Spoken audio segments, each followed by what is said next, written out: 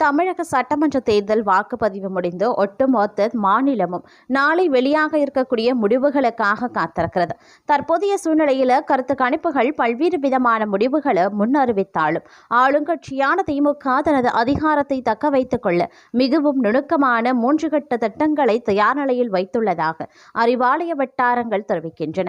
திமுகவின் முதல் இலக்கு என்பது எவ்வித உதவியும் இன்றி 118 இடங்களுக்கும் மேலாக வெற்றி பெற்று தனிப்பெரும்பான்மையுடன் ஆட்சி அமைப்பதேயாகும். கடந்த 2021 தேர்தலைப் போலவே ஸ்டாலின், உதயநிதி ஸ்டாலின் தீவிர பிரச்சாரம் மற்றும் அரசின் நலத்திட்டங்கள் தங்களை கரை சேர்க்கும் என்று திமுக நம்புகிறது. இதில் எவ்வித சமரசத்திற்கும் இடமில்லை என்பதே அக்கட்சியின் தற்போதைய நிலைப்பாடு.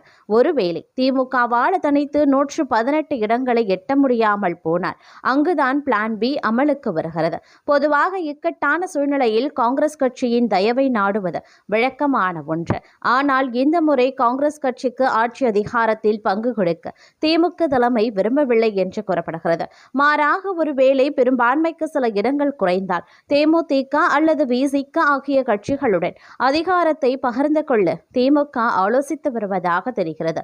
காங்கிரஸை விட மாநில கட்சிகளுக்கு முக்கியத்துவம் அளிப்பதன் மூலம் எதிர்காலத்தில் டெல்லி மேலிடத்தின் அழுத்தத்தை குறைக்கலாம் என்பது திமுகவின் கணக்கு. குறிப்பாக விஜயகாந்திற்கு பிந்தைய தேமுதிகவை அரவணைப்பதன் மூலம் ஒரு பலமான கூட்டணியை நீண்ட காலத்திற்கு தக்க வைக்க முடியும் என அவர்கள் கருதுகின்றனர். தேர்தல் களத்தில் மிகப்பெரிய எதிர்பார்ப்பை ஏற்படுத்தியிருக்கக்கூடிய நடிகர் விஜயின் தமிழக வெற்றி கழகம் ஒருவேளை அதிமுக இடங்களை கைப்பற்றி தொங்கு சட்டமன்றம் உருவானால் என்ன நடக்கும்? இதற்காகவே திமுக பிளான் சியை வைத்துள்ளது.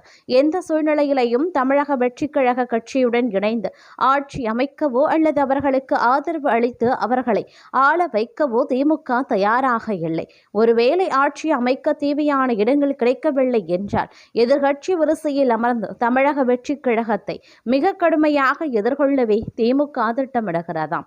தமிழக அரசியலில் திராவிட கட்சிகளுக்கு மாற்றாக ஒரு புதிய சக்தி உருவாவதை திமுக ஒருபோதும் அனுமதிக்காது.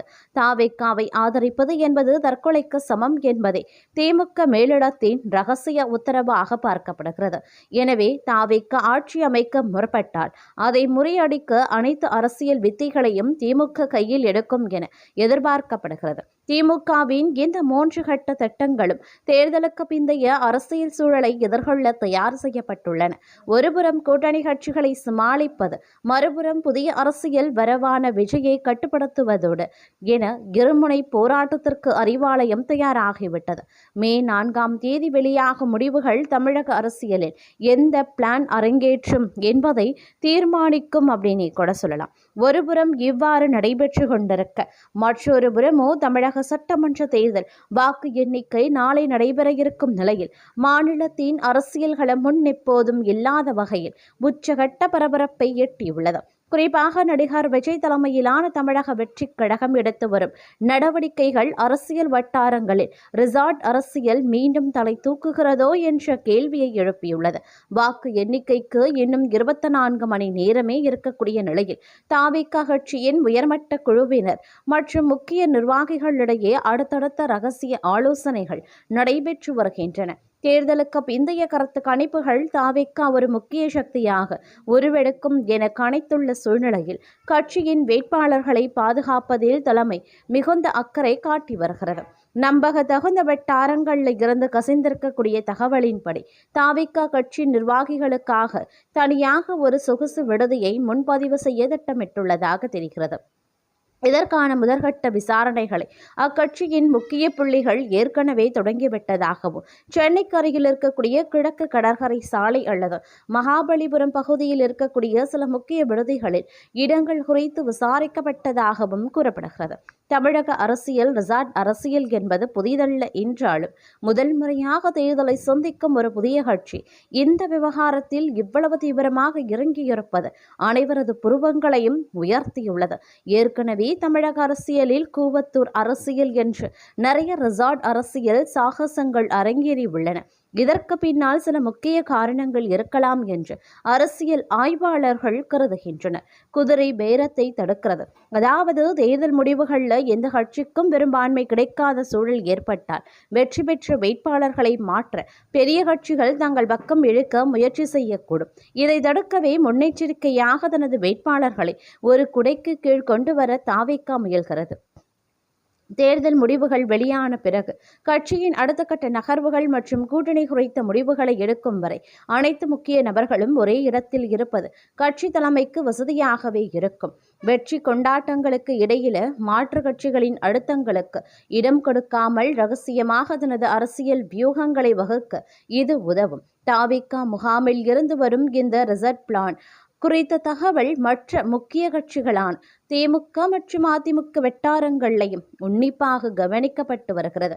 குறிப்பாக தாவேகாவின் இந்த அதிரடி திட்டம் குறித்து அக்கட்சியின் தரப்பில் இருந்து அதிகாரப்பூர்வமாக இதுவரை எந்த மறுப்போ அல்லது விளக்கமோ அளிக்கப்படவில்லை. வாக்கு எண்ணிக்கை தொடங்குவதற்கு முன்னரே தாவேகா இத்தகைய முன்னெச்சரிக்கை நடவடிக்கைகளில் இறங்கியிருப்பது அந்த கட்சி தனது வெற்றி வாய்ப்புகள் குறித்து எவ்வளவு நம்பிக்கையுடன் இருக்கிறது என்பதை காட்டுகிறது.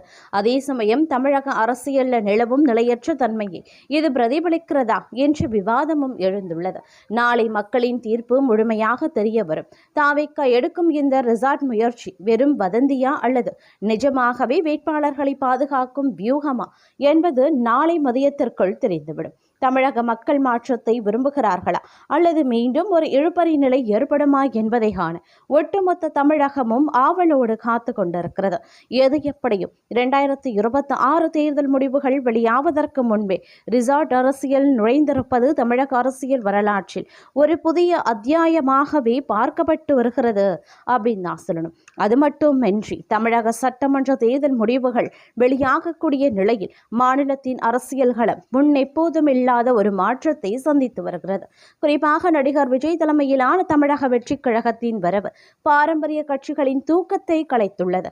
கள நிலவரங்களை ஆய்வு செய்யும் போது தாவேகா கட்சியானது திமுகவின் பாரம்பரிய வாக்கு வங்கிகளான தலித் மற்றும் சிறுபான்மையின வாக்குகளில் கணிசமான தாக்கத்தை ஏற்படுத்தி வருவது கிட்டத்தட்ட உறுதி செய்யப்பட்டுள்ளது. தற்போதைய அரசியல் சூழ்நிலையில் திமுகவின் வெற்றி என்பது முற்றிலும் அந்த கட்சியின் கைகளிலேயே இருக்கின்றது. நீண்ட காலமாக திமுகவின் பக்கபலமாக இருந்து வரும் தலித் மற்றும் சிறுபான்மையின வாக்குகளை தாவேகா தன் பக்கம் இழுத்து வருவது அரசியல் வட்டாரங்களில் கோட்டையில் ஏற்பட்ட ஓட்டை என வர்ணிக்கப்படுகிறது. இந்த ஓட்டையை அடைப்பதில் திமுக எவ்வளவு தூரம் வெற்றி பெறுகிறதோ அதேபுறத்தே அக்கட்சியின் வெற்றியும் அமையும். சிறுபான்மையின மற்றும் தலித் மக்களின் வாக்குகளை சிதறடிக்காமல் தங்களுக்குள் தக்க வைத்துக் கொள்ளும் பட்சத்தில் திமுக மிக எளிதாக ஆட்சியை பிடிக்கும். ஆனால் இந்த வாக்குகள் சிதறினால் அது திமுகவிற்கு பெரும் பின்னடைவை ஏற்படுத்தும் என்பதில் சந்தேகமில்லை. மற்றொரு புறம் அதிமுகவின் வெற்றி என்பது தாவேகா கட்சி திமுகவின் வாக்கு வங்கியை எவ்வளவு தூரம் பாதிக்கிறது என்பதை பொறுத்தே அமைகிறது. தாவேகா கட்சி திமுகவின் வாக்குகளை பிரித்து அதே வேளையில் அதிமுக தனது நிலையான பழமையாத ஓபிசி வாக்கு வங்கியை சிதறாமல் தற்காத்து கொண்டால் மட்டுமே அக்கட்சிக்கு வெற்றி வாய்ப்பு பிரகாசமாகவே இருக்கும்.